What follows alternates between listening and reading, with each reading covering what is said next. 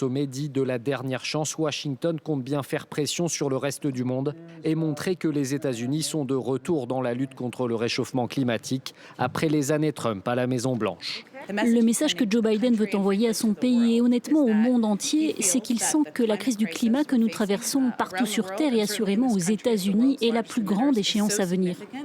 Ce sommet se veut très ambitieux avec la participation d'une quarantaine de dirigeants de la planète réunis autour de la table des négociations par visioconférence.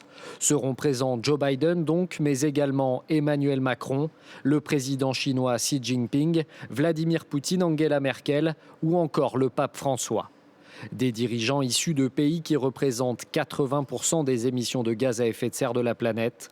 Certains d'entre eux affichent déjà des chiffres ambitieux pour empêcher le réchauffement planétaire d'1,5 degré.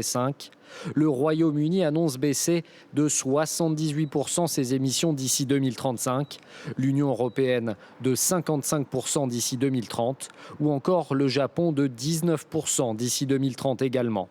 La Chine et les États-Unis s'étaient mis d'accord de manière inédite sur l'importance des enjeux climatiques la semaine dernière lors d'un échange entre John Kerry et son homologue chinois. Ils doivent afficher leurs objectifs durant le sommet.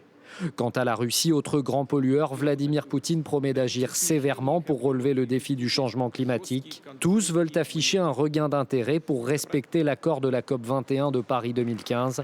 Une première étape vers la COP26, la grande conférence sur le climat de l'ONU, qui doit se tenir à la fin de l'année à Glasgow, en Écosse.